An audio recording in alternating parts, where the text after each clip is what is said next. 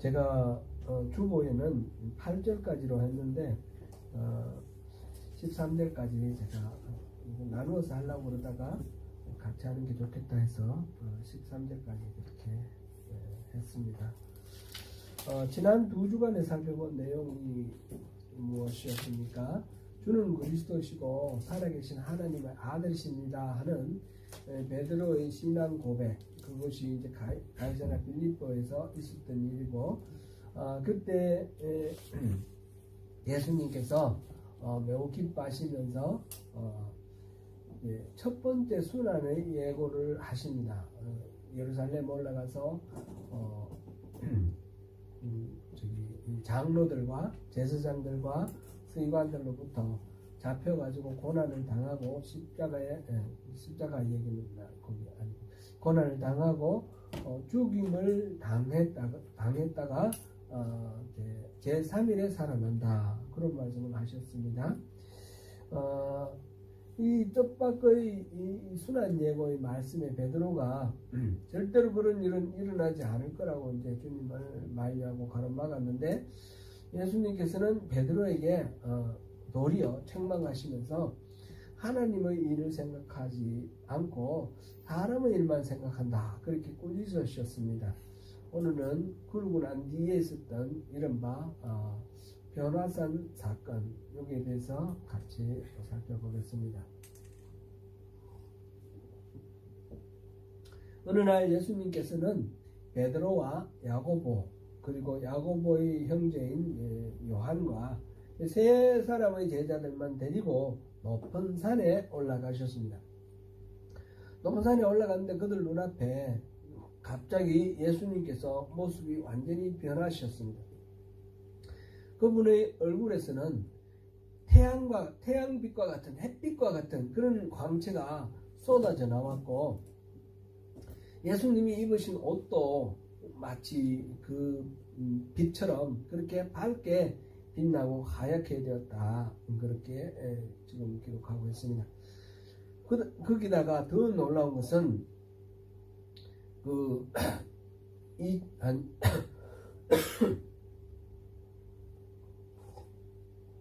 1500년 전에 이스라엘을 이집트에서 이끌어냈던 모세가 나타났고요.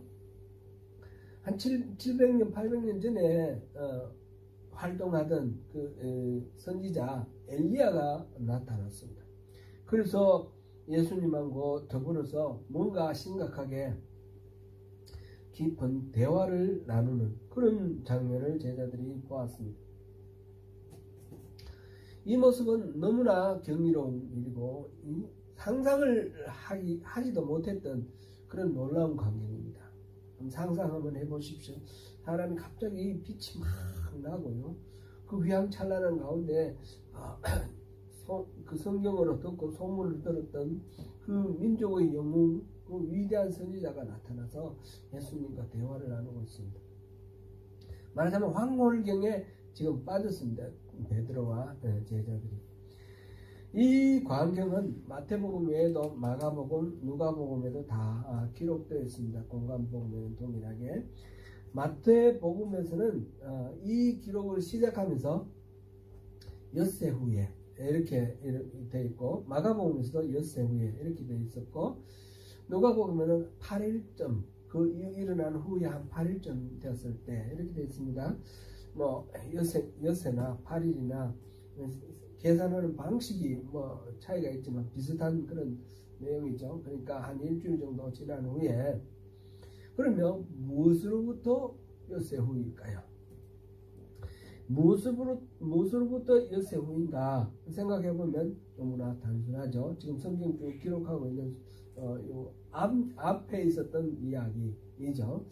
바로 가이사랴에서 있었던 베드로의 신앙 고백, 그리고 예수님이 말씀하신 순환 예고, 이것이 있은 뒤로부터 지금 한 엿새 후에 이런 일이 있었습니다. 곧 오늘 본문의 사건은 예수님의 순환 예고와 순환 예고를 들은 이 제자들에게 특별한 의미를 갖는 그런 사건이다라는 것을 생각해 볼 수 있습니다. 예수님이 순환 예고를 할 때에 베드로가 그런 일은 절대 있을 수가 없습니다. 가로막았다가 예수님으로부터 혼이 났습니다. 그러나 베드로가 예수님의 그 꾸지람을 들었다고 해서 자기 마음에 있었던 모든 문제들이 다 해결됐다 이렇게 보기는 어렵습니다.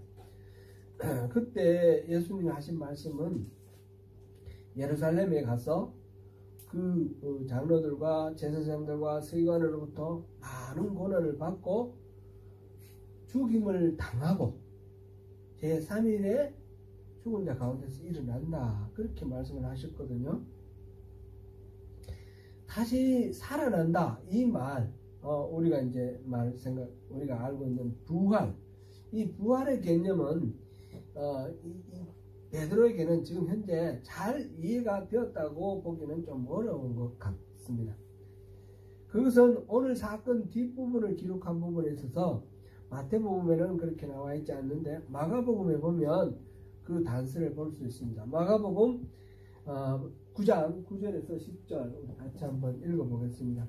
그들이 산에서 내려올 때에 예수께서 경고하시되 인자가 죽은 자 가운데서 살아날 때까지는 본 것을 아무에게도 이르지 말라 하시니 그들이 이 말씀을 마음에 두며 서로 문의하되 죽은 자 가운데서 살아나는 것이 무엇일까 하고 지금 그러고 난 뒤에 한 일주일 후인데 다른 장소에서 예수님이 이제 찬란한 그 광채 가운데서 예수님 자체가 빛을 발하는 광채로 이렇게 변화되는 모습을 보고 지금 산에서 내려오는 길입니다.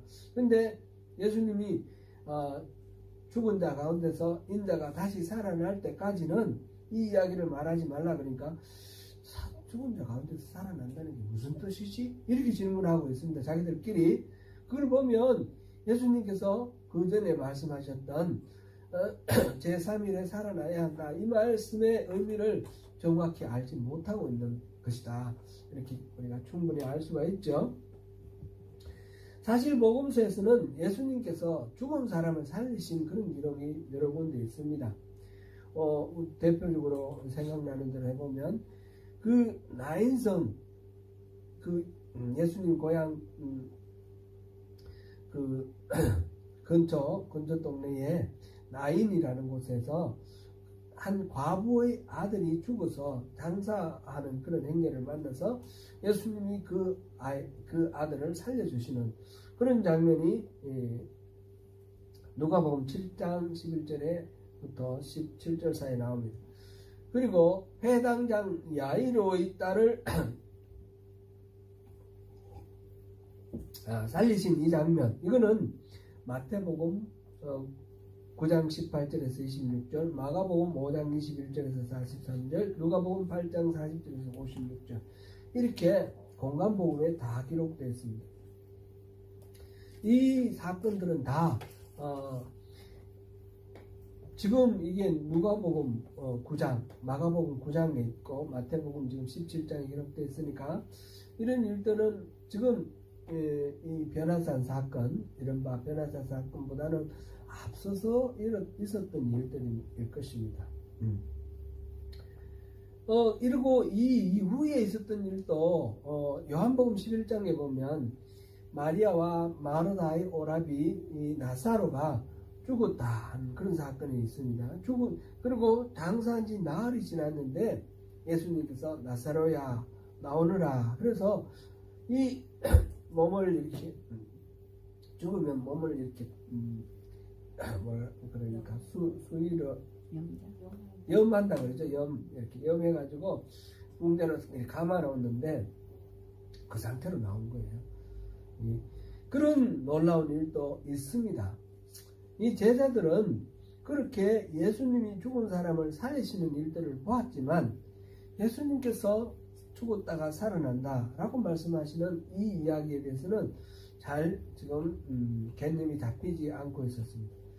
사실 예수님이 죽은 사람을 살리신 것과 예수님께서 죽은 사람 가운데서 다시 살아난다라는 이 말, 이 두 가지는 사실상 개념이 약간 다른 얘기입니다. 예수님께서 살아나신 거는 이제 우리가 이제 일반적으로 성경에 기록된 부활 이런 거고요. 죽은 자 다시 예수님이 고치셔서 살리신 경우는 부활이라는 말을 안 썼어요. 근데 일반적으로 우리가 보면 그런 경우는 소생시킨다. 이렇게 소생이라는 말을 씁니다. 소생. 저렇게. 소생은 resuscitate 이렇게 쓰고요. 의학적 용어로 DNR이라는 말이 있는데 do not resuscitate. 그걸 다시 살리지 마세요. 소생하지 마세요. 그런 말입니다. 억지로 소생 치료를 하지 않는다라는 그런 거죠. 환자가 나는 소생 치료 받지 않겠다 이렇게 자기의 말하자면 자기의 서약, 자기 계획을 이렇게 신청을 해놓는 DNR을 신청해 놓는다 그렇게 얘기를 합니다. 그런데 이 소생을 포기하는 것은 왜냐하면 이번에 그 용산 그 참사가 일어났을 때 보면 사람들이 눌려서 압살을 당했잖아요. 그 눌려서 숨을 못 쉬어서 이렇게 심장이 작동을 멈추었을 때 그럴 때 이제 PCR이라는 거 하죠. 심폐소생술. 심장과 폐를 이렇게 자극을 줘서 다시 살리게 하는 Cardiopulmonary Resuscitation. 이 심폐소생술을 하는데 이 DNR이라는 거는 이 PCR을 하지 않겠다는 다시 한번 이렇게 심장을 자극하고 폐를 자극해서 죽었다가 다시 살아나는 그런 일은 하지 않겠다. 나는 죽겠다. 그런 이야기를 DNR이라고 그러죠. 제가 이제 낭만 닥터 김사부라는 그런 드라마를 봤는데 거기 보니까 DNR을 신청한 그런 얘기들이 좀 나오더라고요. 예수님이 부활하셨듯이 우리 또한 부활합니다. 이 부활은 이 소생하고는 다른 겁니다. 이 부활은 영어로는 resurrection 그랬는데 이 생명이 다시 돌아와서 그 수명을 연장시켜가는 그런 것이 아니라 완전한 새로운 몸과 새로운 영으로 다시 새로운 생명을 부여받는 것입니다. 그래서 이 부활, 예수님이 부활하시고 우리가 예수님의 부활에 동참해서 우리가 또한 부활을 하는데 부활을 할 때는 영원한 생명을 누리게 되는 것입니다. 예수님의 부활 터 위에 세워진 교회에서 2000년의 역사를 지나면서 이렇게 교육도 하고 여러 가지 전통이 있었는데 그런 가운데서도 우리가 아직까지 이 부활이라는 말의 개념을 명확히 알기가 쉽지 않은데 예수님의 부활을 보지도 못한 이 베드로가 그 베드로, 요한, 야고보가 예수님이 말씀하시는 그 부활의 의미를 정확히 알기는 어려웠을 것입니다.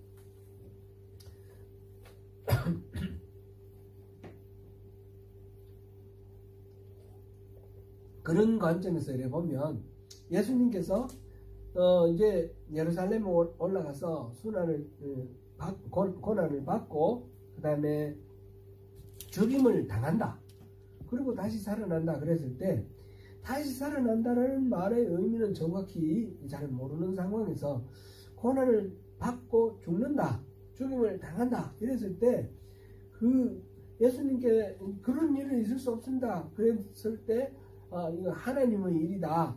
그런 꾸지람을 받았죠. 그렇지만 여전히 불안함은 그대로 있는 거죠. 예수님 죽으시면 어떡하지? 우리가 소망하고 이 메시아를 따라 놨었는데 모든 거 다 버리고 따라 놨었는데 예수님 그 고난 당하고 죽으시면 어떡하지? 그런 불안, 염려 이것들이 여전히 남아 있었습니다. 오늘 본문에서 예수님께서 변화가 되셔서 그렇게 햇빛 같은 광채가 쏟아져 나오고 목까지 눈부신 그런 모습으로 변화되는 그 장면을 목격하는 것은 이 베드로와 요한, 야고보 예수님 죽으시면 어떡하지 생각하고 있는 이들에게 이런 광경은 너무너무 놀랍고 너무너무 큰 위로가 되고 힘이 되는 그런 광경이 될 것입니다. 이런 눈부신 황홀경을 겪으면서 예수님이 이런 분이야. 모세랑 만나고 엘리야랑 만나는 분이야. 세상 사람들 저런 사람들하고 제사장이나 서기관이나 이런 사람들하고 하고는 차원이 달라. 예수님 평소 말씀하셨듯이 예수님은 하나님이셔. 그러니까 부활이라는 말이 뭔지는 잘 모르겠지만 죽음을 당하는 것이 큰 일이 아니라는 그런 마음에 위로와 확신이 이렇게 밀려들었을 것입니다. 우리도 신앙생활에서 어떤 강력한 성령 체험을 하게 되면 그 성령 체험으로 인해서 수많은 염려와 근심 이런 모든 것들이 다 소멸되어 버리고 주님이 주시는 평강과 기쁨을 누리게 되는 그런 사례들을 우리 성도 여러분들께서 경험해 보셨을 것입니다. 제가 우리 찬쌤이 태어날 때 일이 좀 생각나서 잠깐 말씀을 드립니다. 제가 이 말씀을 이미 들었는지도 모르겠는데 오늘 이 타이밍에 또 한 번 더 이게 생각이 나서 말씀드립니다. 그때는 우리 둘째 딸이 살아있을 때인데 둘째가 중증장애라서 아이를 더 갖는다는 것은 상상도 하지 않았습니다. 그런데 제 아내가 그때 기도원에 있었는데 기도원에서 기도를 하는 중에 하나님이 아들을 주겠다는 그런 말씀을 기도 가운데 이렇게 받았습니다. 자기가 소원해서 그런 게 아니고 방언으로 기도하는데 방언이 이렇게 나왔는데 그 말이 이제 통변이 되잖아요. 통변되는데 아들을 주겠다 이런 말씀이에요. 놀라고 당황스러웠지만 하나님께서 그렇게 말씀하시니까 이게 무슨 말인가, 이게 무슨 뜻인가 그러면서도 이제 마음에 품게 되었어요. 그런데 이제 계획을 뜻밖에도 임신이 되었습니다. 그 당시 우리 피임을 했는데 임신이 되었습니다. 그러니까 참 주변에서는 모두들 걱정을 하고 이 아이를 키우면서 어떻게 또 아기를 낳냐 모두들 걱정하고 염려하면서 출산을 포기할 것을 이렇게 모두들 다 권했습니다. 저도 그랬습니다. 이건 우리 찬쌤이 들으면 안 되는데 근데 그때는 제가 우리 아내를 생각하니까 도저히 이거 애를 낳아서는 안 될 거라고. 그 덩치가 크간 그 4살 만 5세가 지금 다 돼가는 그런 아이인데 이 아이가 갓난아기거든요.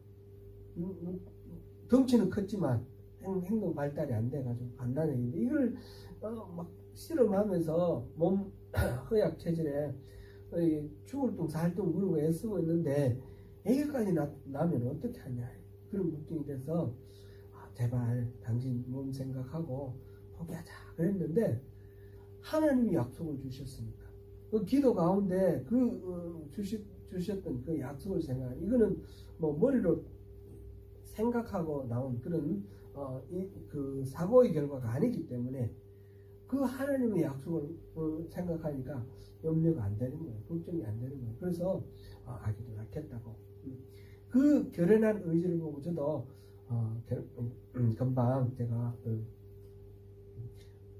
포기를 하고 말리는 것을 포기를 하고 아내를 지지하게 되었습니다. 근데 이제 그게 그 일로만 끝나는 게 아니에요.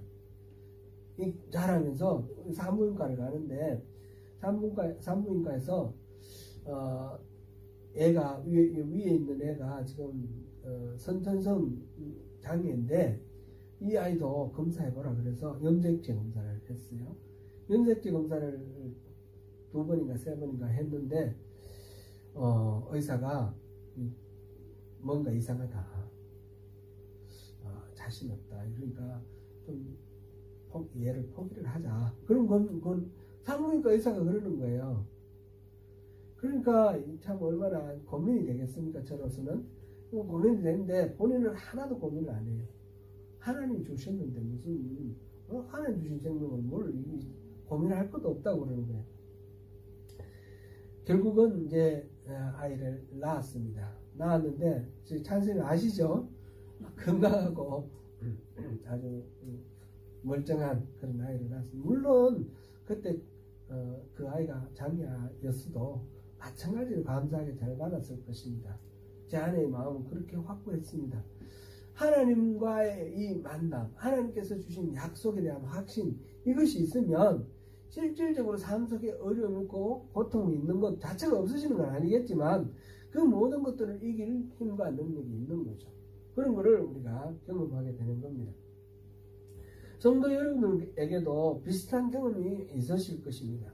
하나님이 확신을 주시는 방법에는 여러 방법이 있겠지만 그러한 경험을 하게 되면 흔들리지 않는 견고함으로 그 믿음을 지킬 수가 있습니다. 베드로와 야고보, 요한에게 주님은 그 확신을 주신 것입니다. 그 높은 산에서 베드로 예수님이 영광의 모습으로 변화하셨을 때 모세와 엘리야가 나타나서 예수님과 뭔가 깊은 대화를 나누었다. 이 사실도 놀라운 일입니다. 누가복음 9장 31절에 보니까 그때 나눈 대화의 내용이 나와 있습니다. 같이 한번 읽어볼까요? 영광 중에 나타나서 장차 예수께서 예루살렘에서 별세하실 것을 말하시되. 영광의 모습. 별세가 무슨 말입니까?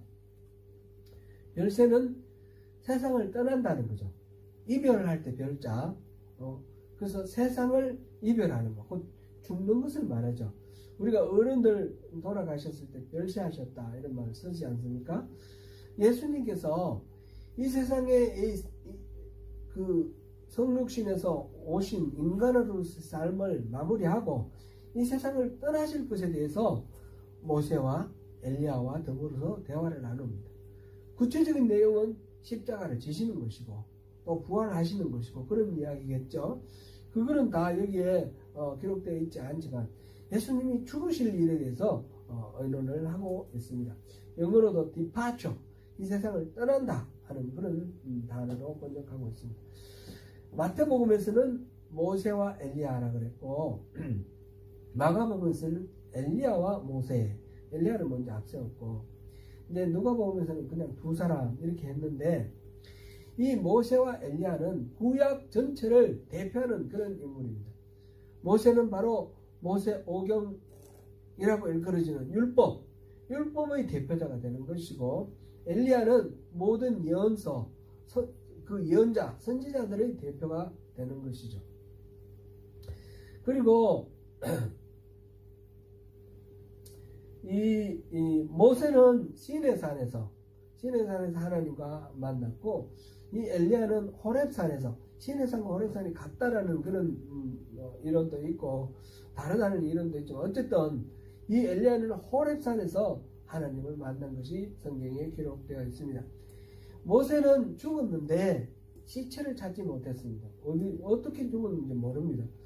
근데 엘리야는 죽지 않고 불마차 병거를 타고 하늘로 승천을 했습니다.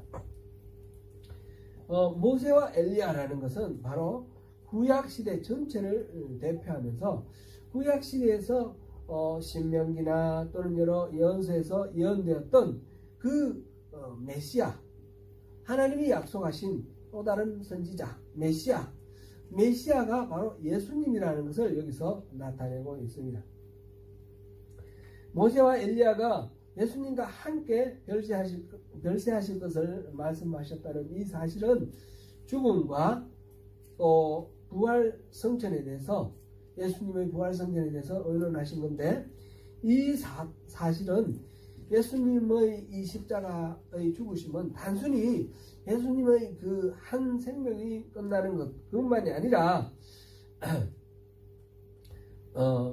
모든 죽은 자와 또 죽지 않고 승천한 모든 사람들의 이 땅에서의 삶과 삶을 매듭짓는 것과 연결되어 있으며 그리고 이것은 예수님의 어떤 사역의 실패, 패배로 끝나는 것이 아니라 또 영광스러운 보좌로 올라가는 성전과 성귀 이렇게 표현합니다. 오를 성자에다가 돌아갈 귀자 성귀 이것들을 전제로 한 그러한 우리 모두의 부활과 다 엮여서 생명의 대사역이다. 하나님께서 이 생명을 어떻게 앞으로 이렇게 영원한 생명으로 연결지을 것인가 하는 것을 이 모세와 엘리야와 예수님께서 같이 언언을 하셨다. 그런 이야기가 되는 것입니다. 이 황홀한 광경을 목격한 베드로가 그 대화 나누는 중에 불쑥 끼어들어서 이야기를 했습니다. 그게 오늘 본문 4절인데 같이 다시 한번 읽어봅니다. 베드로가 예수께 여쭈어 이르되 주여 우리가 여기 있는 것이 좋사오니 만일 주께서 원하시면 내가 여기서 초막셋을 짓고 하나는 주님을 위하여 하나는 모세를 위하여 하나는 엘리야를 위하여 하리이다. 모세가 세 분을 보니까 너무나 영광스럽고 찬란하며 황홀합니다. 그래서 이곳에서 떠나고 싶지 않습니다. 그래서 초막을 짓겠다고 합니다. 우리가 여기 있는 것이 좋사오니 이렇게 말했지 않습니까? 그래 이곳에서 계속 머물렀으면 좋겠다. 이 휘황찬란한 이 상황, 말하면 이 황홀경에서 이 엑스타시에서 떠나고 싶지 않다, 머물고 싶다, 그런 희망을 말했습니다.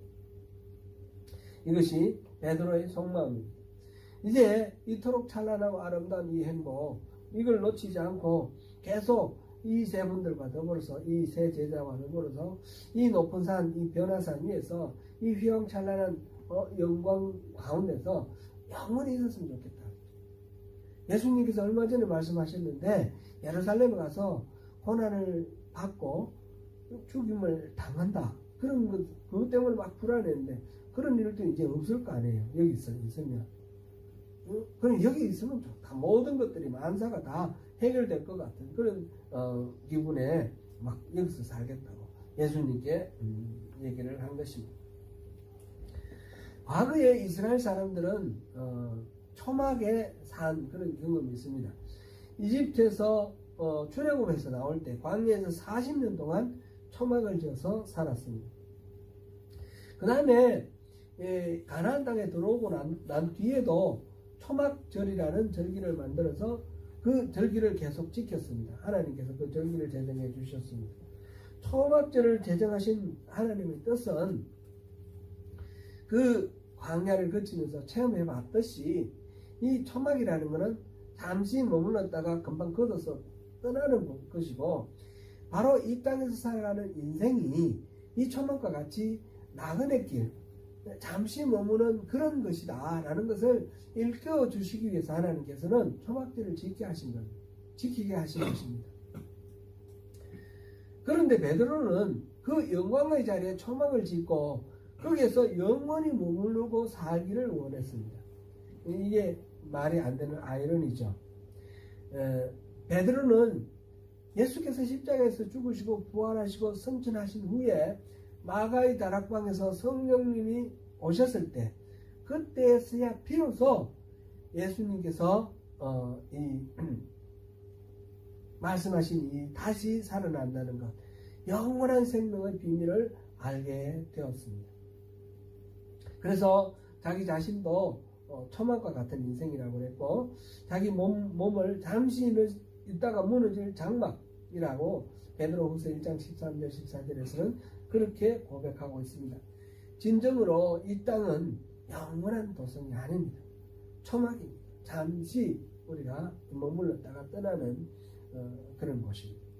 베드로는 찬란하게 변하신 예수님의 모습을 보면서 거기다가 초막을 짓고 영원히 살기를 원했지만 예수님께서 의논하시는 바가 죽음, 이 땅을 떠나는 것, 별세, 십자가, 예루살렘에서 십자가를 지시는 것, 이런 것이었는데 베드로의 생각과 너무 다른 것입니다.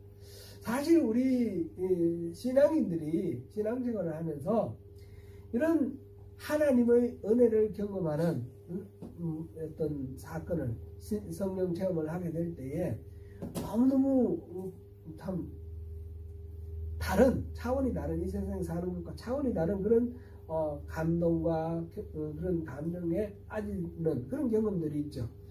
막 방언을 하고 막 기도를 하고, 그런 하나님이 만들어 놓으신 내자연, 나무들이 춤을 추고 뭐 새들이 노래하고 나를 환영하는 것 같고 꽃들이 막 반겨주고, 이런 황홀경 같은 그런 상태에 빠질 때가 있습니다. 그런 경험을 하고 나면 너무너무 좋으니까 그 경험 속에서 그냥 머물러 있고 싶습니다. 세상에 돌아가면 다시 고민스러운 여러 문제들이 있고, 사람들과 사람들 사이에 갈등이 있고, 이런 것들이 다 다시는 겪지 않고 싶은 그런 생각이 드는 것입니다. 그러나 하나님께서는 그런 것을 바라지 않으십니다.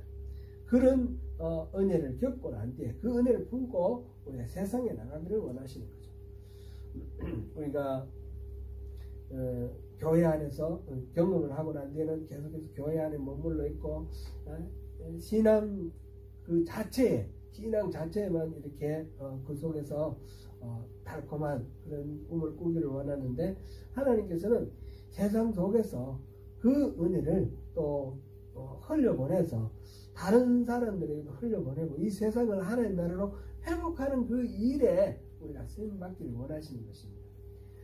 베드로가 그렇게 황홀경에 빠져있기를 사모했을 때 하나님의 음성이 들렸습니다. 구름이 이렇게 가리우고, 이는 내 사랑하는 아들이고 내 기뻐하는 자니 너희는 그의 말을 들으라. 하나님의 이 말씀은 예수님께서 세례받을 때도 똑같이 그런 말씀이 들렸습니다. 예수님은 하나님이 보내신 하나님의 메시아이고 하나님의 종이기도 합니다. 예수님은 모세와 엘리야와 더불어서 대화를 나눈다고 해서 동급이 아닙니다. 예수님은 하나님의 아들이시고 하나님이십니다. 하나님의 음성을 들은 제자들이 너무너무 두려워서 엎드렸습니다. 그럴 때 예수님께서 등을 두드리시고 일어나라, 두려워하지 말라, 이렇게 말씀해 주셨는데, 일어나서 보니까 예수님만 남아있습니다.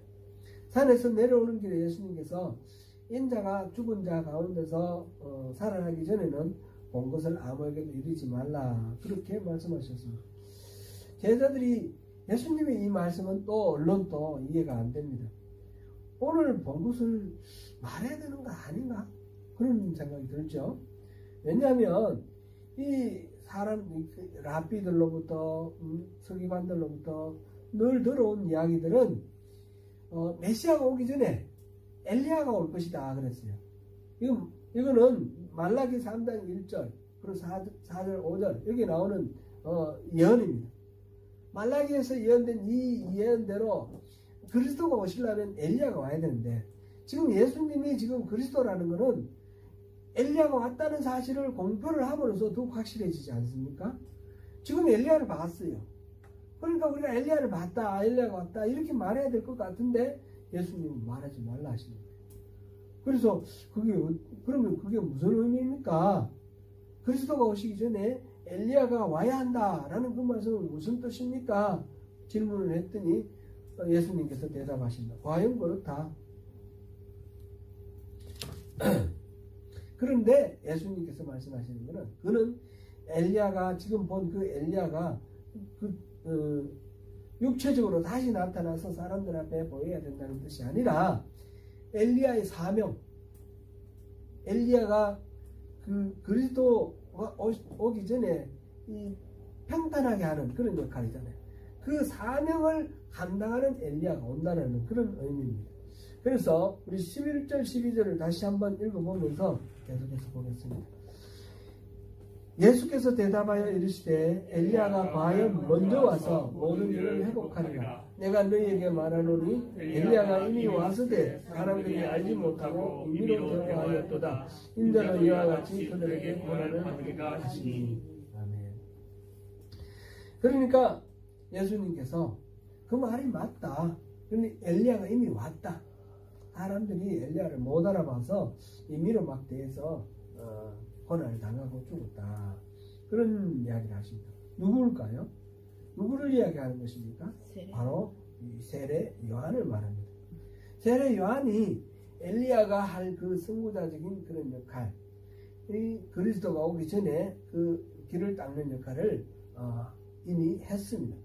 요한이 회개의 세례를 베풀었고, 요한이 천국이 가까이 왔다, 하늘나라의 그 복음을 전파하였습니다.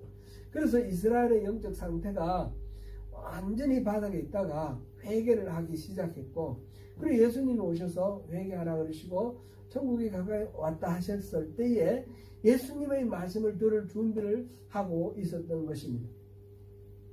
요한이 엘리야의 사명을 완수했지만 사람들은 그를 알지 못하였고, 그는 오히려 배척을 받고 박해를 받아 끝내 죽음을 당했습니다. 그러나 그렇다고 해서 세례 요한의 그 사명이 중간에 중단되었거나 좌절된 것은 결코 아닙니다. 그는 자신의 그 사역을 완수하였습니다. 그리고 예수님의 사역 안에 그 요한의 그 사역들이 흡수가 되어 성결되었습니다. 사랑하는 성도 여러분, 하나님이 직접 선포하셨습니다. 이는 내 사랑하는 아들이요 내 기뻐하는 자다. 너희는 그의 말을 들으라.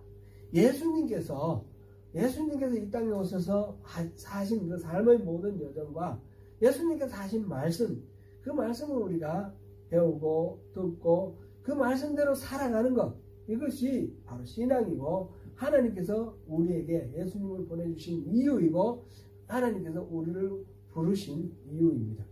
우리의 삶의 의미는 그리스도의 그 말씀을 듣는 삶이어야 합니다. 곧 그리스도의 뜻을 잘 분별하고 잘 따르는 삶입니다.